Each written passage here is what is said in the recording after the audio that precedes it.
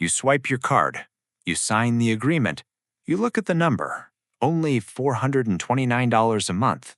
Not $40,000. Not $50,000. $429. It feels manageable, responsible even. And that single sentence is how people quietly spend more money than they ever earn. Not because they're reckless, not because they're careless, but because monthly payments are designed to slip past the part of your brain that understands scale. Once you notice that, everything starts to look different, and you start seeing it everywhere.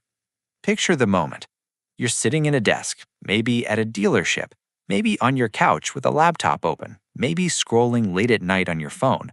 You're not asking, can I afford this? You're asking something smaller. Can I handle the payment?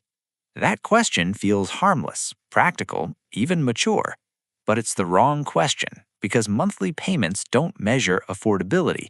They measure tolerance. How much discomfort can you absorb every month without panicking?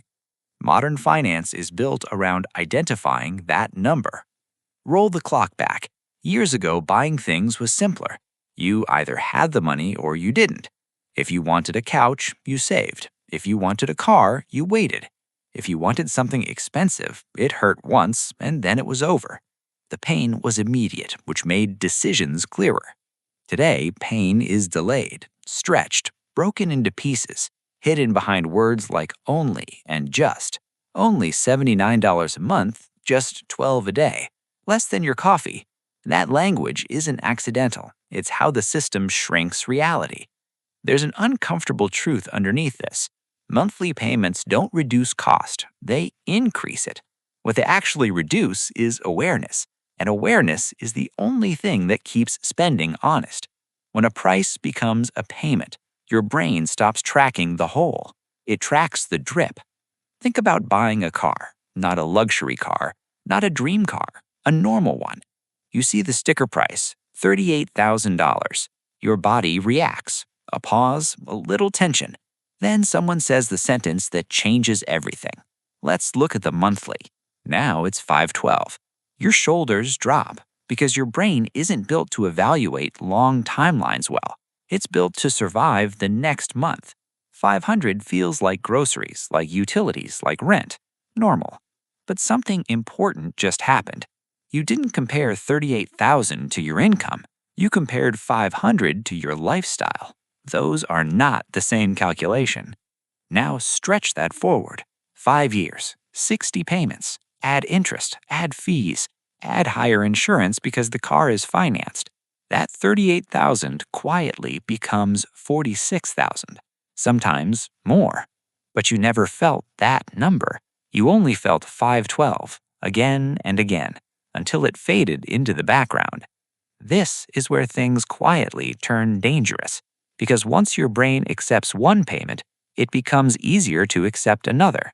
A phone upgrade, a subscription, furniture financing. Buy now, pay later.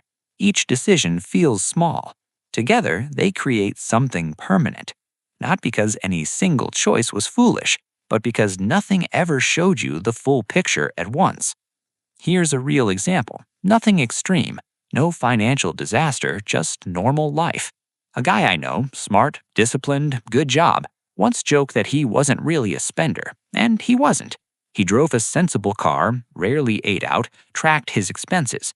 But when we looked closer, the patterns showed up. Car payment, phone payment, laptop financing, furniture plan, 2 streaming bundles, 1 temporary credit card balance.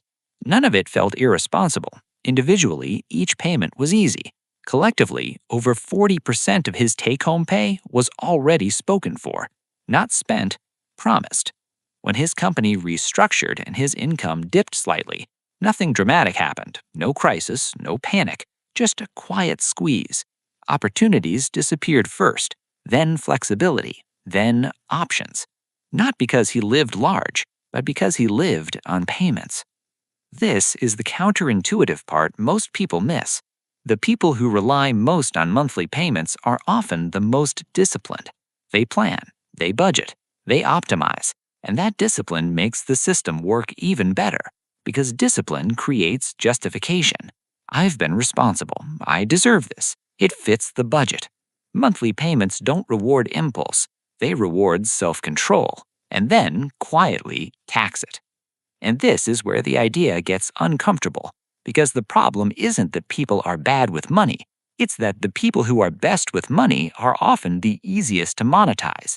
Think about that. The system doesn't target chaos, it targets consistency. It doesn't want reckless spenders, it wants reliable ones. People with steady income, predictable habits, strong self control. Because those people don't miss payments, they absorb them.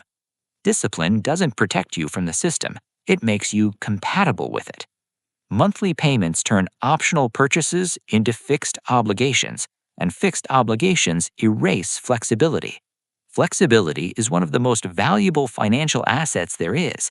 It lets you say no, it absorbs shocks, it creates breathing room. Payments consume it. They turn future income into something already spoken for before you earn it. Picture your income like water flowing into a bucket. Rent pokes a hole, utilities poke another, food takes a chunk. Now add payments: car payment, phone payment, credit card minimums, subscriptions you forgot existed. Each one is a leak, not dramatic, not alarming, just constant. And constant leaks are how buckets never fill. Run the numbers most people avoid. Say you take home $5,000 a month. Now commit. $500 for the car, $120 for phone and plan, $200 for credit cards, $150 in subscriptions, $300 for furniture. That's over $1,200 gone. Before rent, before food, before life. You didn't overspend once, you just normalized payments. And normalized payments quietly consume income. There's a strange irony here. People relying on monthly payments often feel more financially responsible.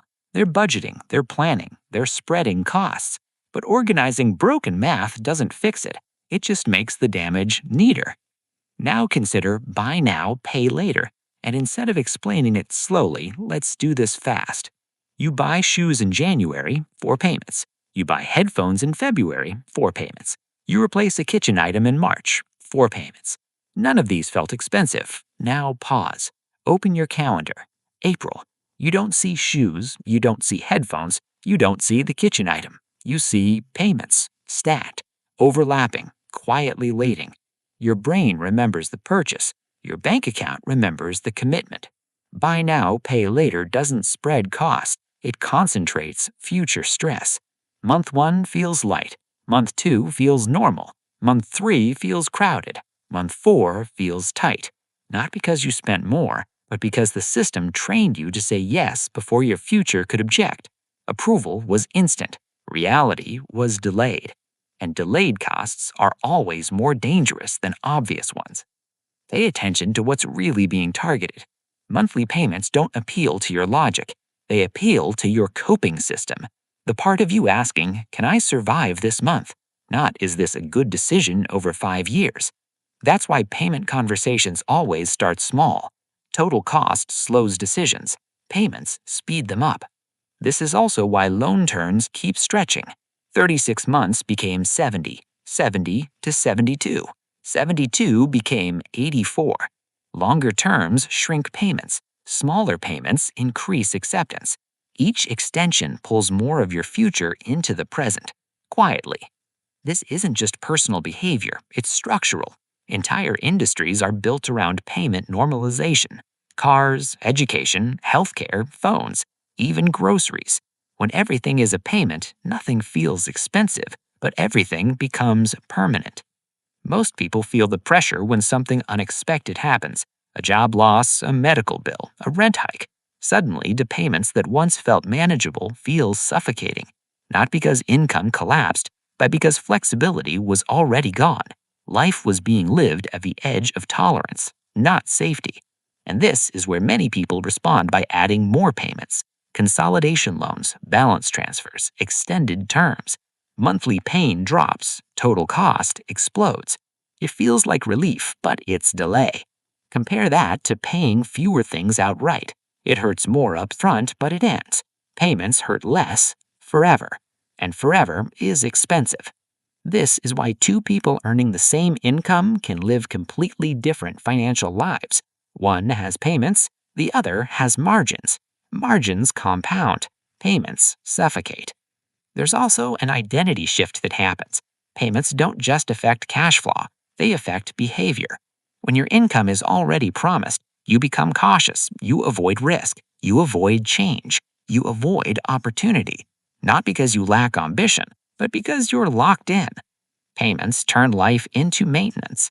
The system sells payments as freedom, but they remove it. They sell convenience, but they cost control.